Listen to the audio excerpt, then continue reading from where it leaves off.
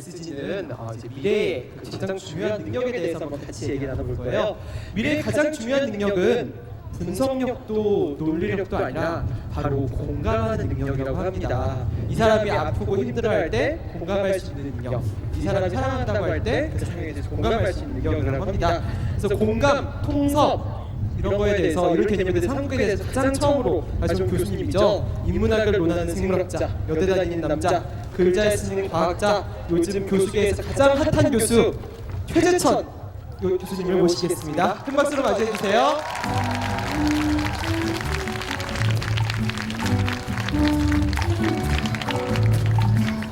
반갑습니다.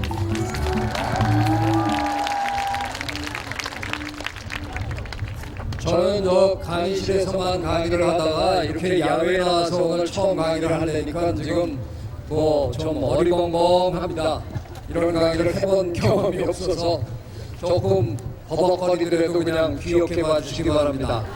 예, 뭐 버벅거리지는 않겠지만, 예, 저는 오늘 뭐 한마디로 얘기하면 저는 여러분 세대를 믿습니다. 그런 얘기를 뭐 믿습니다 해야 되나? 믿습니다 하는 그런 얘기를 좀 하러 왔습니다. 그리고 제 세대를 대표해서 여러분한테 걸림돌이 되지 않도록 노력하겠습니다. 뭐 그런 얘기를 한번 해보려고 나왔습니다. 자, 작년 한 이맘때, 작년 8월 중순에 동영상이 유튜브에 재밌는 동영상이 하나 떴다 그래서 저도 들어가서 봤습니다. 작년 8월 중순에 독일의 프랑크푸르트에서 모터쇼가 열렸는데 거기 진열되어 있는 우리 현대 i30의 폴kswagen 회장님이 올라타고 호통을 치는 걸 누가 밀착으로 찍어가지고 올릴 겁니다. 저도 들어가서 봤는데 아주 뭐 장난 아니더라고요. 이 양반이 저 운전석에 올라타더니 운전대를 쭉 잡아 빼더니 돌려봅니다. 돌리더니까 자기 부하 직원한테 우리 차는 이러면 삐걱거린다. 내가 BMW도 해봤는데 삐걱거리더라. 근데 현대차 소리가 안 나잖냐고. 그랬더니 뭐 직원이 저희도 할 수는 있습니다. 근데 뭐 돈이 조금 더 들어서요. 뭐 이렇게 구시렁거리더라고요. 또 옆에 운전석에 앉은 직원한테 너 여기 와이퍼 보이냐? 우리 차는 와이퍼가 튀어나왔는데 현대차는 쏙 들어갔잖냐? 그래서 이렇게 시야가 좋은 거 아니냐? 그러더니 줄자가 좋아. 그러더니 줄자가 주고 뭐 뺑이라고 뭐 재고 뭐 난리를 치더니 분이 안 풀렸는지 내려가지고 차를 빙빙 돌면서 문을 닫았다 열었다 뭐 그냥 난리를 친 겁니다. 제 생각에 우리나라 TV에 광고를 제일 많이 하는 회사들이 아마 글쎄요 뭐 저 통신사 회사들하고 자동차 회사들이 아닐까 싶은데 현대자동차는 아마 현대자동차 광고 역사상 최고의 광고 효과를 얻은 겁니다. 1원 한 장 안 드리고 그 뒤에 그 동영상 뒤에 댓글이 쫙 붙었는데 뭔 장난 아니더라고요. 저 사람 파이어 시켜라. 저 무슨 경쟁사를 저렇게 띄워주는 회장님이 있느냐 뭐 해갖고 난리가 났어요. 예, 그렇죠. 현대자동차가 무지하게 본 겁니다. 자, 제가 무슨 얘기를 드리려고 이때 얘기를 하느냐. 예, 우리나라 요즘 자동차 보세요. 참 괜찮잖아요. 모양도 참 예쁘고. 성능이야 경쟁사 회장님이 핏대를 낼 정도면 뭐 알아주는 거니까. 제가 지금 여러분에게 드리고 있는 얘기는 우리 이제 제법 숙제 잘 한다는 얘기입니다. 자동차를 한번 잘 만들어봐라. 그러면 온갖 기술 다 동원하고 디자인 뽑고 해서 어디다 놓고 팔아볼 만한 거 우리 이제 제법 잘 만듭니다. 배도 잘 만들고 반도체도 만들고 잘 합니다. 그런데 숙제는 잘하는데 아직도 우리가 못하는 게 있어요. 출제입니다. 숙제와 출제는 정반대죠. 출제는 우리가 문제를 만들고 남들로 하여금 숙제를 하게 하는 겁니다. 왜 우리는 이걸 못하는 겁니까? 저 화면 구석에 서 있는 양반 드디어 돌아가셨는데요. 청바지 입고 까만 티셔츠 입고 가끔가다 한 번씩 나와가지고 무대 위에서 쓱 한번 우리한테 보여주잖아요. 이렇게 한번 보여주면 전 세계가 자지러집니다. 뭐 밤새 줄 서가지고 그런 걸 사느라고 그거 꼭 밤을 새서 사야만 되는 물건입니까? 근데 그 짓들을 다 합니다. 그러고 나야 우리 LG 삼성도 비스름한 거 만들어 놓고 구시렁거립니다. 속도는 우리가 더 화면은 우리가 더 깨끗한 이딴 소리를 백날 하면 뭐합니까? 전 양반이 시장을 이끌고 우리는 그 뒤에 열심히 쫓아가면서 문제풀이 하느라고 바쁩니다. 왜 우리는 우리가 세상을 리드하지 못하는 걸까요? 자, 전 양반이 아이폰을 들고 나왔을 때 했던 퍼포먼스입니다. 이걸 실제로 본 분들도 계실 텐데 무대 한가운데다가 저런 이정표를 탁 만들어놨어요. 전 양반이 아주 그런 퍼포먼스를 잘하는 양반이었잖아요. 자, 저기 지금 적혀있는 저 하나는 테크놀로지 뭐죠? 과학기술입니다. 밑에 liberal arts, 이건 뭐 인문학이라고도 하고 뭐 교양학 정도 되겠죠? 자기 아이폰은 인문학과 과학기술이 교차하는 지점에서 태어났답니다. 야, 이게 구라가 이 정도 되면 이건 거의 신의 수준입니다. 여러분이 잘 아시는 우리나라 황구라, 유구라, 백구라 이분들은 이 양반한테 명함도 제 생각에 명함도 못 드립니다. 저 그냥 괜히 저 친구가 중거 없이 밉더라고요. 그런 사람 있잖아요. 그래서 저는 아이폰 안 샀습니다. 저는 갤럭시를 쓰고 있습니다. 근데 삼성은 뭐 갤럭시 내놓으면서 뭐 이문학 얘기 한 번도 안 하더라고요. 그래서 저는 제 갤럭시 안에 이문학이 없다는 걸 잘 압니다. 뭐 쳐다보지도 않습니다. 제 안 사람은 아이폰을 씁니다. 집에 가면 가끔 그 사람이 테이블 위에 자기 전화를 올려놨어요. 그걸 가끔 제가 들여다봅니다. 아이씨, 잡스가 이 안에 이문학을 담았다는데 어디 들어있나. 뭐 아무리 들여다봐도 뭐 안 보이네요, 제 눈엔. 그런데 이 양반이 거짓말한 게 아니잖아요. 아이폰이라는 건 분명히 과학기술의 산물로 나타난 기계입니다. 그런데 그 기계 안에 세상 사람들이 지발로 기어들어가서 뭘 만들어서 올리고 연결하고 별짓을 다 하면서 그 안에 들어가서 살아요, 요즘. 그렇죠? 여러분 지금 아이폰 안에서 살고 계시잖아요. 뭐 바깥에서 이렇게 들여다보는 것 같죠? 사실은 여러분이 그 속에 기어들어가서 지금 살고 계시잖아요. 그걸 예측한 사람입니다.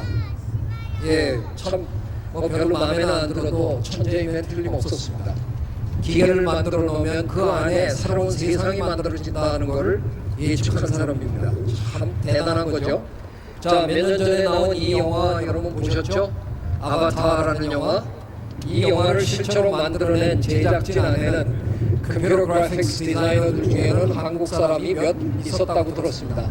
그 얘기는 제임스 캐머런 감독이 이렇게 만들어 주시오 하면 그대로 만들어서 드렸다는 겁니다. 우리 그런 거 뭐 한다 그러죠? 하청받아서 일한다고 합니다. 우리 하청업은 제법 잘합니다. 그런데 왜 우리는 이런 걸 우리가 먼저 구상해내지 못합니까? 이건 누가 만들 수 있어요? 이거 컴퓨터만 잘하면 다 그려요. 그리는 게 문제가 아니잖아요. 이런 스토리를 만들어내야 하는 겁니다. 실제로 세계 애니메이션의 90% 이상을 대한민국이 다 그리고 있습니다. 우리 그리는 건 잘합니다. 그런데 이걸 만들어내지 못하는 겁니다. 누가 만들어요? 컴퓨터만 잘하면? 과학기술에만 능통하면? 아닙니다. 과학기술 위에 인문학을 얹을 수 있어야 이런 걸 만들 수 있다는 겁니다. 최근에 이런 영화 무지하게 많이 나왔습니다. 여러분도 많이 보셨죠? 뭐 반지의 제왕 뭐 해갖고 굉장히 많이 나왔습니다. 영화들 다 보면 뭐 어떤 공통점이 있어요? 전부 그리스 로마 신화가 바탕입니다. 신화를 꿰뚫어야 이런 걸 만들어낼 수 있다는 겁니다. 자, 제가 지금 드리고 있는 말씀은 스티브 잡스나 제임스 캐머런 같이 학문의 경계를 두려워하지 않고 자유롭게 넘나드는 그런 괴짜들이 지금 세상을 주무르고 있습니다. 저는 그래서 우리도 이제 그런 사람들을 좀 길러내야 될 필요가 있겠다 하는 생각을 하는 겁니다. 자, 이쯤에서 제가 여러분에게 질문 하나 드리렵니다. 우리나라 국민소득이 2만 불 근처에 묶여가지고 못 빠져나온 지가 거의 10년이 됩니다. 왜 이럴까 하는 걸 제가 오랫동안 고민하면서 지난 3, 4년 동안 제가 강의만 하면 질문을 하나 했습니다. 오늘 이렇게 많이 모였으니까 답이 나오리라고 전 진심으로 기대하고 제 질문을 하겠습니다. 질문이 이겁니다. 나는 대한민국 사람보다 더 열심히 일하는 국민을 알고 있다. 나 여행 좀 해봤는데 대한민국 국민보다 더 열심히 일하는 국민을 보았다. 이게 주최 측 주장으로는 오늘 4,000명이 모였다는데 그 4,000명 중에 답을 하시는 분이 한 분도 안 계시네요. 예, 저도 참 많이 돌아다녀 봤는데요. 저도 아직 발견 못했습니다. 이웃나라 일본 사람들이 우리보다 더 죽으라고 일만 하고 삽니까? 삶의 질 대충 접어놓고 그냥 매일 일에만 엎어져서 삽니까? 독일의 노동시간이 우리보다 더 깁니까? 저 남태평양 사모아 사람들이, 아프리카 짐바브웨 사람들이, 중앙아시아 우즈베키스탄 사람들이 우리보다 더 열심히 일하고 삽니까? 천만의 말씀입니다. 제 생각에 지금 이 순간 지구상에서 가장 죽어라고 열심히 일하는 사람들은 우리들입니다. 지난 몇 년간 IQ 조사, IQ 검사한 거 대한민국은 2등, 3등 밑으로 떨어져 본 적이 없습니다. 자, 우리가 세상에서 어디도 제일 좋아요? 일도 제일 죽으라고 열심히 해요. 근데 왜 우리는 2만 불을 못 벗어나는 거예요? 왜 우리는 4만 불, 5만 불, 10만 불 못 가는 겁니까? 혹시 기껏 여러분 맨날 하는 일이 기껏 숙제만 주라만 돼서 하고 있고요. 가끔가다 하청 좀 받았다고 신난다 그러고 밤새고 앉아있고 그 짓 맨날 해봐야 죽으라고 열심히 해봐야 최고로 올라갈 수 있는 한계가 2만 불이 아닐까 그런 걱정이 들었습니다. 만일 제 관찰이 맞다 그러면 이거 오래 갑니다. 저 안 그랬으면 좋겠습니다. 우리 정말 이제 드디어 선진국이 돼 왔으면 좋겠습니다. 자, 그런 차원에서 제가 여러분에게 이 네 분이 어떤 분들인가 한번 생각하게 한번 잠시 시간 드리겠습니다. 아리스토텔레스와 레오나르도 다빈치와 우리나라로 치면 연암 박지원 선생님, 다산 정약용 선생님 이런 분들이 어떤 분들이었어요? 그 옛날 어느 한 분야에 매몰되지 않고 다양한 분야를 막 섭렵하시는 분들입니다. 네, 사실 솔직하게 우리 뭐 기죽지 말자고요. 전 양반들이 그게 가능했던 건요. 그때는 우리가 가지고 있던 지식이 별로 대단하던 시절이 아니에요. 그래서 한 양반이 아무데나 막 돌아다니면서 막 파고 다녔고요. 요즘은 팔라 그러면 욕먹어요. 야, 쟤가 왜 왔냐? 자격증 있어? 뭐 이런 거 따지고요. 근데 저 때는 그냥 아무가 그냥 아무 데나 가서 막 파도 됐어요. 그리고 대충 하면 바닥 다 보였습니다. 제가 아마 저 때 태어났으면 지금 여러분이 저를 위인전에서 읽고 계시더라고요. 자, 저분들 중에 제가 오늘 딱 한 분만 골라서 조금 평가를 하겠습니다. 이 자리에 그분의 후손이 계셔도 저를 좀 용서해 주십시오. 저는 개인적으로는 진심으로 존경합니다. 정약용 선생님. 저 어떻게 한국에 저런 학자가 있었을까? 전 진심으로 존경하는데 제가 네 분 중에 만만한 게 그분이 돼서 제가 그냥 한번 얘기합니다. 정약용 선생님이 정조 임금님을 도와서 화성, 저 수원의 화성을 축조하셨죠. 참 기가 막힌 건축물을 만드셨는데 제가 얼마 전에 TV 드라마를 보니까 정조 임금님 안경 끼셨더라고요. 야, 이거 뭐 TV에서 끼셨나? 그래서 실록을 읽어봤더니 실제로 안경을 끼셨답니다. 그런데 사람들 앞에서는 혐오감을 줄까봐 안 끼시고 혼자 밤에 글 읽으실 때 끼셨대요. 근데 제가 또 그때 그 당시에 세계사적으로 무슨 일이 있었나를 좀 조사해 봤더니 참 좀 흥미로운 시대였더라고요. 비슷한 시기에 미국에서는 워싱턴 DC가 만들어지고 있었고 러시아에서는 상트페테르부르크가 건설되고 있었습니다. 그래서 아마 정조 임금님이 밤중에 안경 끼시고 저 인터넷 서핑을 좀 하시다가 야, 요거 봐라. 그래서 그 다음날 이제 정 선생님을 불러가지고 야, 우리도 신도시계 하나 하자. 그래가지고 딱 옮기면 요 양반들 한양 있는 양반들을 물 한번 쫙 먹이고 그게 일종의 정계 개편이었거든요. 뭐 그러셨는지는 잘 모르지만 그랬을 때 정약용 선생님이 정조 임금님 앞에서 이렇게 말씀하셨나요? 상감마마 대규모 토목 사업을 하시려고 그러시는군요. 좀 어디서 많이 들어본 얘기 같죠? 왜 이렇게 정권 잡으면 다 통합 하려고 그러는지 이해가 안 되지만 예. 그럼 제가 미국 MIT에 가서 토목공학 박사학위를 받고 돌아오겠나이다. 그러고 다녀오셨나요? 뭐 제가 알기로는 미국 안 다녀오셨습니다.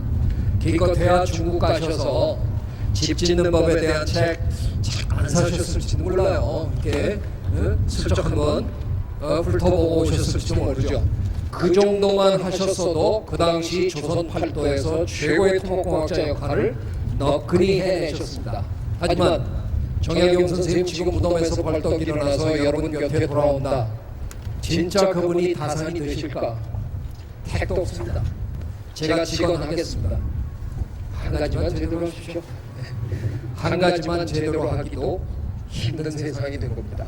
저 양반들이 다 돌아가시고 난 다음에 우리 적어도 19세기와 20세기 거쳤습니다. 지난 2세기 인류의 역사에서 이렇게 멋진 세기 별로 없었습니다. 과학의 발달 덕택에 제가 과학자라서 질러냅니다. 과학의 발달 덕택에 우리 인류가 지금 축적해놓은 지식의 총량을 한번 생각해 보십시오. 어마어마합니다. 이걸 뭐 한 개인이 옛날처럼 두세 분야를 통달한다? 이건 그냥 물리적으로 불가능한 시대가 된 겁니다. 여러분 아시다시피 제가 생물하는 사람입니다. 제가 내년에 노벨 물리학상 받기로 되어 있고요. 9년에 대법원장 취임하랍니다. 가능합니까? 불가능합니다.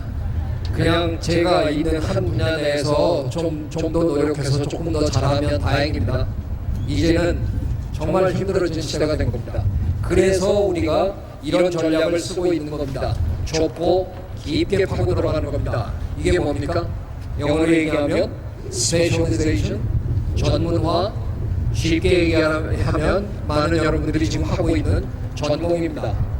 그냥 한 우물을 파는 겁니다. 왜? 여러 우물을 팔 재주가 없으니까. 그런데 예전에 제가 대학 다닐 때 한 우물만 팔아라 그랬어요. 그래서 한 우물만 팠어요. 근데 갑자기 2000년대 들어오더니 자꾸 사람들 얘기가 한 우물만 파면 재미없대요. 한 우물만 파가지고는 이제 살아남기 힘든 세상이 됐습니다. 그렇다고 해서 여러 우물을 다 팔 수 있느냐? 그건 아닙니다. 하지만 내 우물 하나 확실하게 팔 줄 알아야 하지만 언제든지 옆에 우물로 옮겨주면 그 우물을 파고 있는 사람들과 공동 작업이 가능할 정도의 다양한 분야의 다양한 소양을 갖춘 멀티플레이어가 되셔야 한다는 겁니다. 왜? 제가 왜 여러분이 그렇게 살아야 되는지에 대해서 한번 설명드리겠습니다. 자, 이 부분은 제가 그냥 좀 넘어갈게요. 그렇게 여럿이서 함께 문제를 풀어야 한다는 이런 생각 때문에 나온 개념이 통섭입니다. 이게 제가 한 6년 전 우리 사회에 화두로 던져서 이제는 더 이상 인문학과 자연과학이 따로 놀아서는 안 된다. 인문학과 자연과학의 두 주류가 만나야만 이제는 문제를 풀 수 있다는 겁니다. 자, 뭐 아까 우리 최일구 아나운서님도 잠깐 이번 정권에 대해서 불편한 심기를 그냥 드러내셨는데 저는 뭐 4년 내내 탄압받은 사람이니까 그냥 드러내도 되죠. 우리 대통령님 대충 소고기로 시작하셔서 소고기로 대충 지금 끝을 내시는 것 같은데, 자,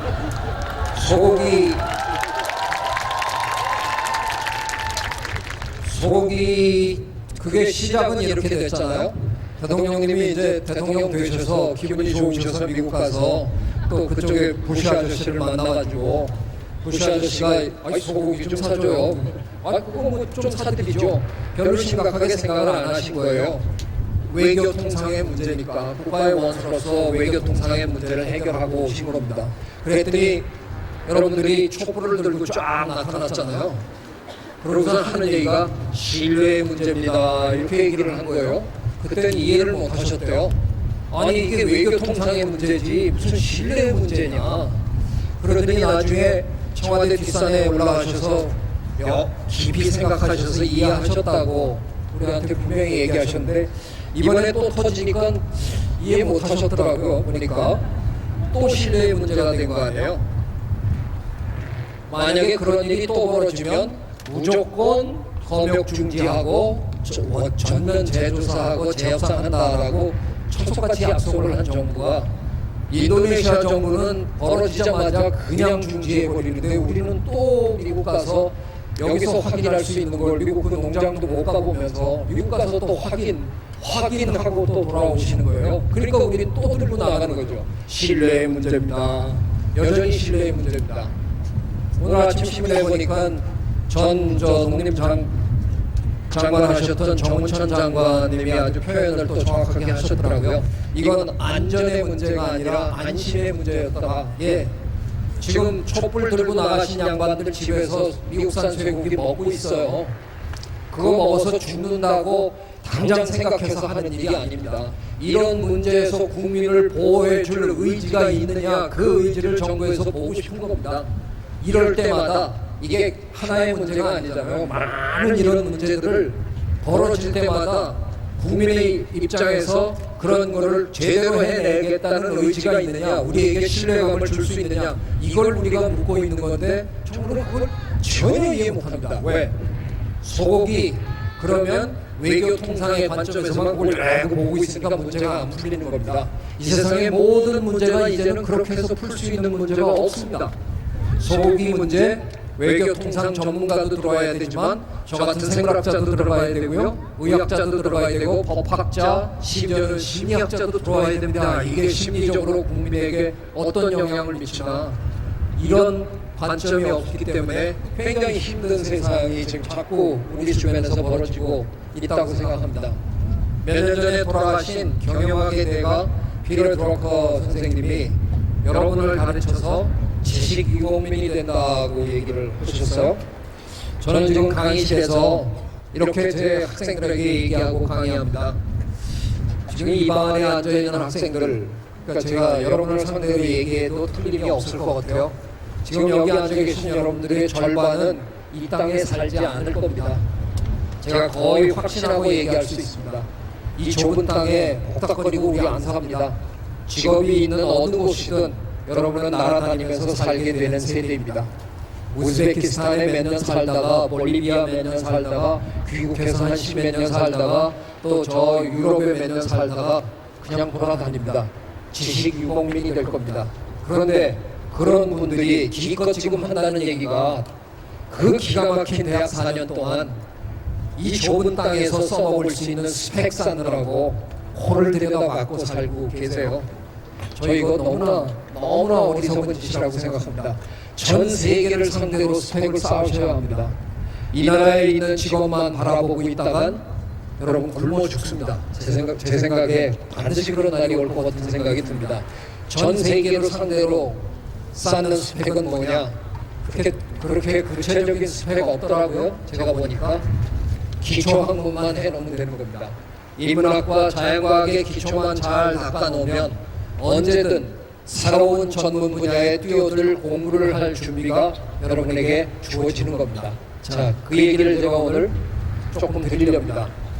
이 광고 지하철에서 보신 분 계실 거예요. 한 5, 6년 전까지만 해도 우리 서울 지하철에 붙어있던 광고입니다. 공익 광고 대상을 받았습니다. 왜? 우리의 미래를 이렇게 기가 막히게 표현할 수 없다는 겁니다. 5년 후의 대한민국의 모습입니다.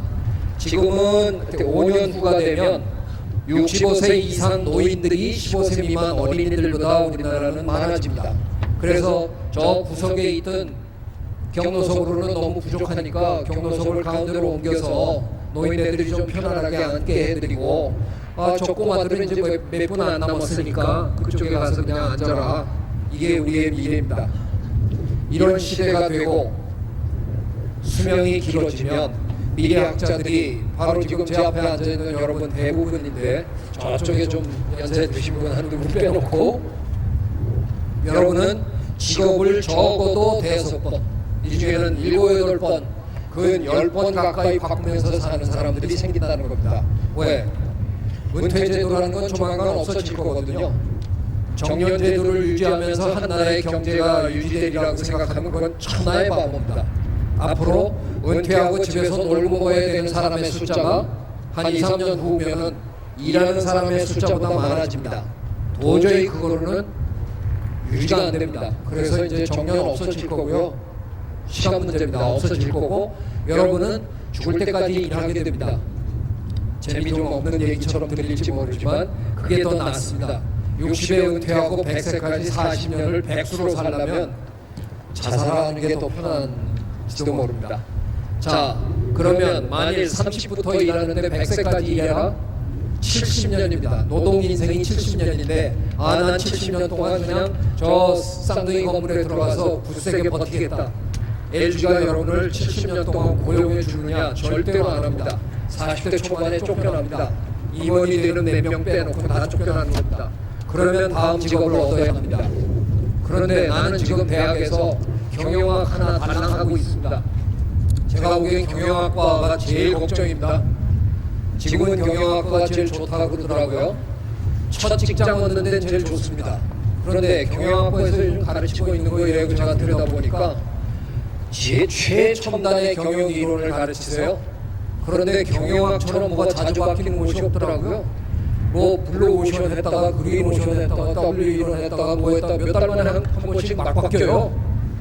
그것만 달랑 내고 나온 사람 40대 중반에 쫓겨났는데 막막한 겁니다. 뭐 아는 게 없어요. 그저 신문에서 같이 읽은 것밖에는 아는 게 없는 겁니다. 그때부터는 노숙자의 길을 걸어야 될지도 모른다는 겁니다. 기초 학문을 확실하게 해놔야만 인문학과 자연과 수학의 기초를 확실하게 다진 사람만이 7, 8번의 직업을 계속해서 그래도 운 좋게 얻어서 갈 수 있을 거라는 게 제 생각입니다. 그런 능력을 두고 우리가 뭐라고 해요? 공부할 수 있는 능력, 한자말로 수학 능력, 준말로 수능. 네, 여러분 뭐 수능 다들 보셨으니까 걱정할 거 아무것도 없네요. 제 앞에 대학에서 제가 강의를 해보면 수학 수능 시험 다 보고 들어왔더라고요. 그래서 제가 수학 능력자인 줄 알고 열심히 막 분야를 넘나들면서 가르쳐 봤더니 조금만 뭐 빠져나가면 다 이러저러 쳐다봐요. 수학 능력자인 줄 알았는데 알고 보니까 전부 수학 장애우들이 제 앞에 앉아 있더라고요. 영국어 학생을 양자역학 조금만 가르쳐 보면 한 페이지도 못 따라옵니다. 이래가지고 곤란하다는 겁니다. 여러 분야를 여러분이 넘나들 수 있는 그런 인재가 되셔야 한다는 겁니다. 제가 최근에 뭐 어쩌다가 보니까 뭐 이런 책을 좀 내게 됐는데요. 과학자의 서재는 어떻게 쓰다가 보니까 제가 무슨 이 나이에 벌써 자서전을 쓴 것 같아서 좀 쑥스럽고요. 홍석의 식탁이라는 책에서는 이런 책을 읽어왔노라 하는 얘기를 하다가 왜 여지껏 이런 얘기를 한 사람이 없을까 의심스러울 정도로 지극히 단순한 개념인 기획독서라는 개념을 제가 얘기했는데 뭐 많은 분들이 호응을 해주시네요. 대한민국 사람들은 취미가 뭐냐 그러면 대충 둘 중에 하나예요. 등산 아니면 독서. 근데 뭐 등산이라고 얘기하는 양반 중에 진짜로 산에 가는 양반들은 선거 떨어지면 졸개들 몰고 한번 올라가시는 거 빼놓고 뭐 별로 하는 거 같지도 않더라고요. 자, 독서가 취미인 분들 저 좀 문제 있다고 생각합니다. 그거 왜 해요? 다 아는 얘기 읽으면서 눈물을 흘리고 다 아는 얘기 읽으면서 희죽거리고 다 아는 얘기 읽으면서 위로받고 그러지만 백날 해봐야 눈만 나빠집니다. 저는 이 세상에서 우리 인류가 발명한 발명품 중에 최악의 발명품이 책이라고 생각합니다. 좀 이상한 얘기처럼 들릴지 모르지만 제가 진화생물학을 하는 사람인데요. 우리 눈은 입체를 보라고 진화했어요. 지금 제가 제 앞에 앉아있는 입체로 되어 있는 생물들을 보고 있잖아요. 근데 이 책은 어떤 놈이 만들었는지 평면에다가 만들어놨어요. 그래서 입체를 보고 싶은 제 눈이 이 2차원 평면에 박힌 글자를 보느라고 다 망가지는 거예요. 전 세계 모든 사람의 눈을 다 망가뜨린 이 책 어떤 놈이 만들었어요 도대체. 색출해서 감옥에 집어넣든가 해야지. 그럼에도 불구하고 저는 책처럼 이 세상에 중요한 게 없다고 생각하는 겁니다. 기획 독서를 하셔야 됩니다. 내가 모르는 분야의 책을 붙들고 씨름하는 게 독서입니다. 진짜 독서입니다. 제가 그래서 통섭의 식탁에 서문에 이런 시나리오를 한번 상상해 봤습니다. 대학을 졸업하고 회사에 취직해서 잘 다니다가 40대 초반에 쫓겨났습니다. 길을 걸어가는데 옛날 동창을 만났어요. 어이구야 반갑다. 너 뭐하고 지내냐? 나 지금 저 회사 나왔어. 그래서 지금 뭐 다른 일 할 거 없나 찾고 있어. 야, 넌 뭐하냐? 나 뭐 조그맣게 사업을 하는데. 무슨 사업인데? 이게 저기 뭐 제조업인데 이게 나노 기술을 이용해서 뭐 요 순간에 제가 오늘 경영학을 그냥 집중적으로 그냥 공격할게요. 그냥 이따가 경영학 전공하는 분들 저한테 항의하세요. 그냥 자, 대학에서 그냥 단랑 경영학만 공부하고 최신 유행하는 경영학 이론에 대해서 좀 알고 LG에 취직해서 한 20년 다니는 동안 다른 분야는 별로 관심도 없어서 아무 책도 안 읽은 사람, 나노과학 신문에 보면 방송에 보면 나노 얘기 뻔질나게 하는데 저게 뭐야 그러면서도 책 한 권 안 읽은 사람은 그 순간에 친구랑 어떻게 하고 헤어집니까? 그러냐? 친구가 나노 얘기 시작하니까 그냥 그러냐? 우리 또 만나자 그리고 악수하고 헤어져야 되잖아요. 그런데 그 순간 쥐뿔 모르면서 나노 과학에 대한 책 한두 권 읽은 양반은 또 그때 덤벼들어서 또 얘기를 해요. 그래서 그게 탄소 튜브를 이용하는 거냐? 뭐 어쩐 몇 마디 하다가 둘이 차 한잔하고 그러다가 그 친구랑 동업하는 거예요. 자, 여러분이 회사 취직할 때 노벨상 수상했기 때문에 삼성에서 모셔갑니까? 한화에서 모셔갑니까? 쥐뿔 남들보다 열만큼 더 아니까 모셔간 거예요. 그래서 회사 가서 열심히 또 공부하면서 사는 거예요. 다음 직장 어떻게 얻는 줄 아세요? 남보다 그냥 요만큼 더 알아서 겁없이 덤벼드는 겁니다. 책 한두 권 더 읽었기 때문에 지가 뭐 아는 줄 알고 그쪽 얘기 나오면 또 덤벼가지고 하다가 기회가 생기는 겁니다. 기회라는 건 모든 사람에게 오는 거잖아요. 자, 문이 빼꼼히 열렸습니다. 그런데 그런 분야를 볼 줄도 모르는 사람은 문안을 들여다보면서 뭐라 그래요? 뭐 봐야 되는 거예요? 지금 우리 뭐 보고 있는 거야? 이렇게 물어요. 좀 아는 사람은 거의 요만큼 열린 틈으로 보면서 이야 저런 게 있다? 아는 겁니다.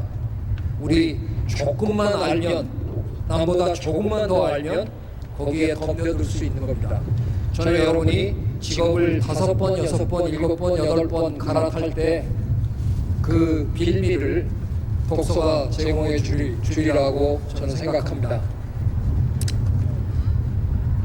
제가 여러분한테 아까 약속한 얘기를 마지막으로 하면서 마치겠습니다.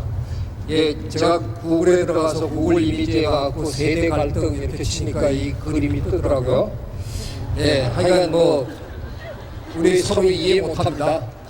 근데 어째 한결같이 이런 일이 벌어져요? 전 세대는 다음 세대를 늘 못마땅해 합니다.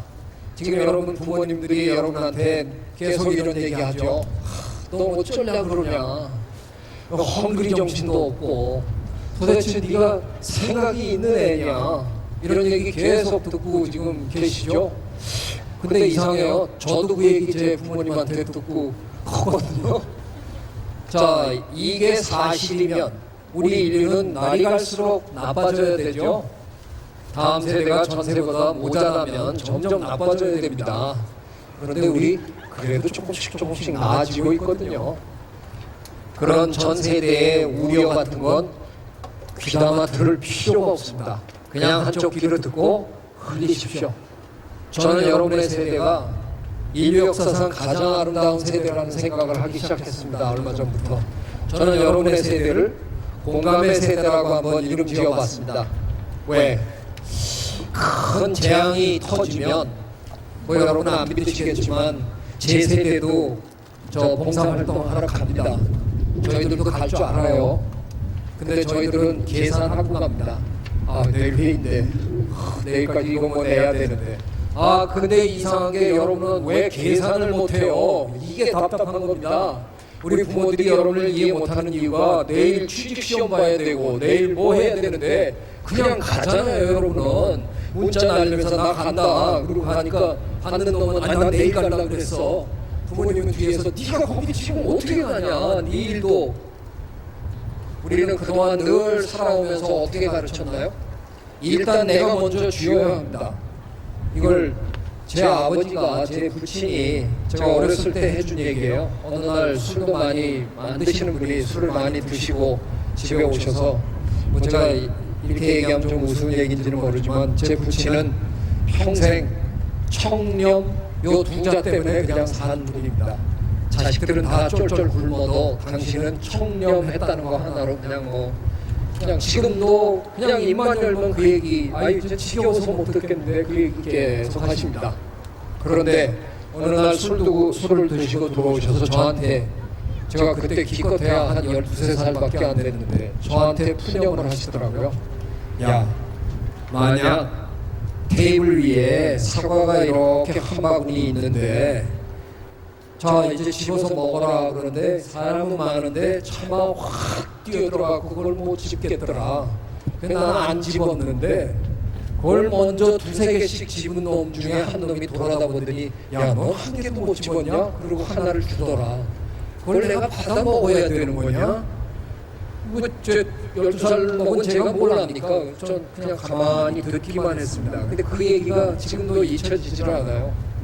예, 우리 세대는 그렇게 살았습니다. 그런데 예수님, 석가모니, 공자님, 뭐 이 세상에 훌륭한 분들이라는 분들은 전부 하신 말씀이 있죠.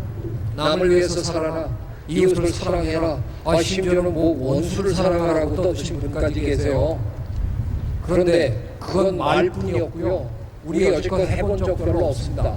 그런데 그걸 지금 여러분이 하고 있는 걸 전 봅니다. 여러분은 그냥 돕더라고요. 자기 옆에 친구, 자기 누구. 제 생각엔 여러분이 약간 모자라서 그렇다는 생각도 합니다.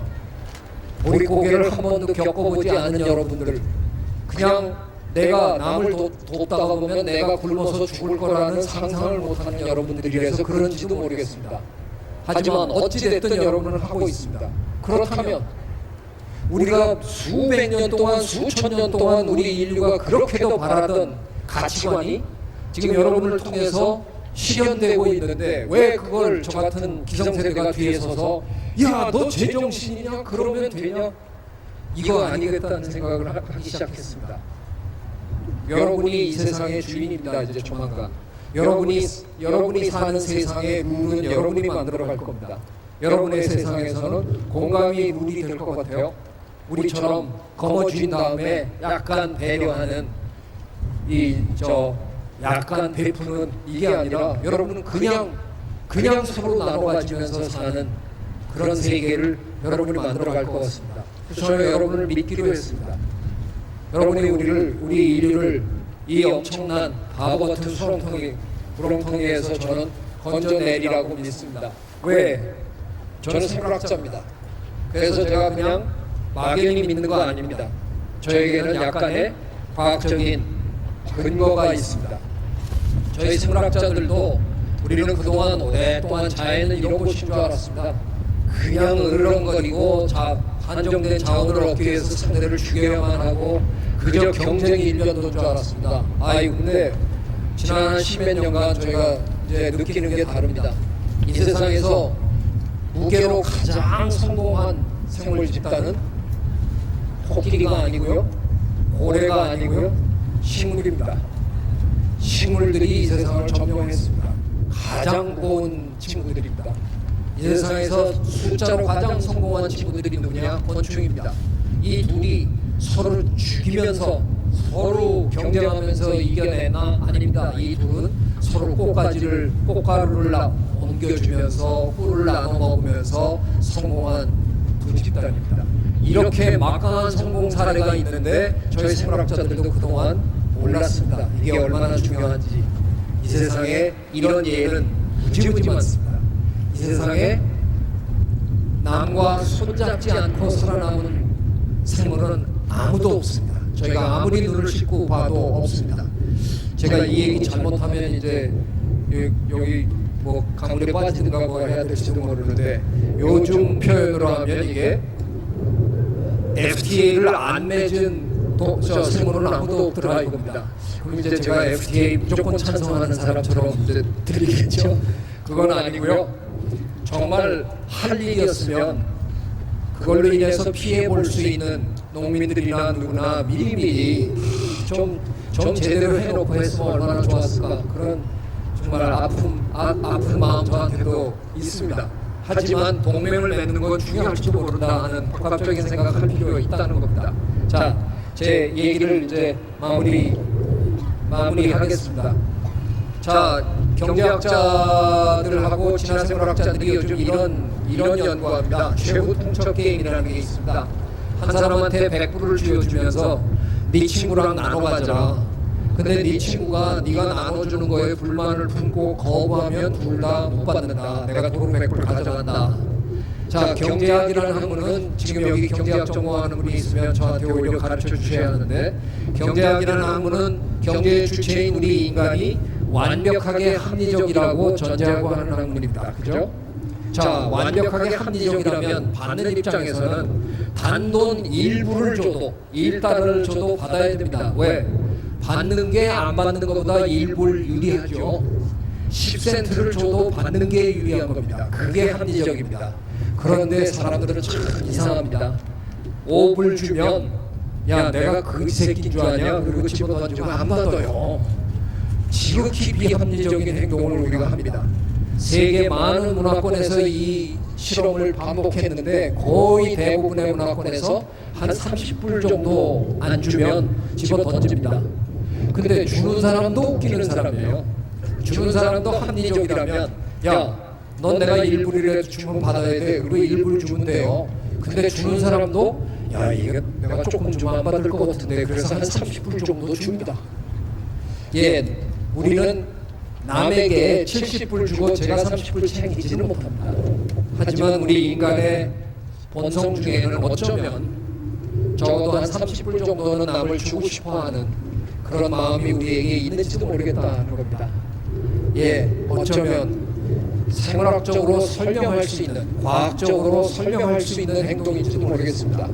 여러분이 왜 그렇게 무작정 남을 돕고 사는지, 왜 그렇게 남하고 함께 가기를 원하는지 지금 여러분이 계속해서 사회에다 대고 월스트리트에서 여기서 계속 소리 질러대는 거에 핵심이 그거잖아요. 함께 가자. 근데 왜 못한다 그러냐? 어른들은, 당신들은 뭘 모르길래, 뭐가 두렵길래 그걸 못하는 거냐? 지금 소리 지르고 있는 겁니다. 제 생각에 과학적인 근거가 있습니다. 여러분이 하는 말에 밀고 나가십시오.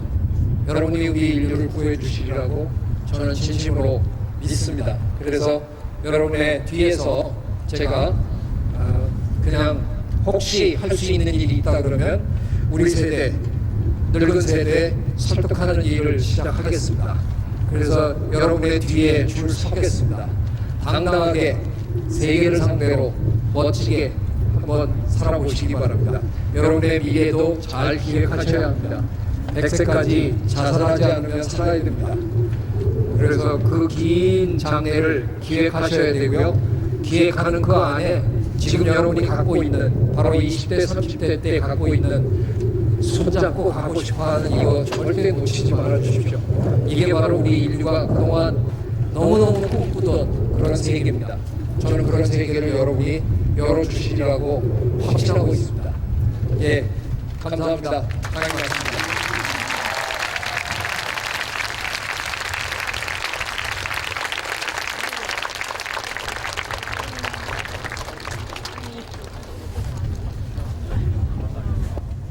네, 여러분 잘 들으셨어요? 네, 최준 교수님이 미래라는 그 미지의 세계의 문을 활짝 열고 조금 해서 보여주셨습니다. 그래서 이제 그 안에 무엇이 있는지 보실 수 있는 역량은 바로 여러분의 몫인 것 같아요.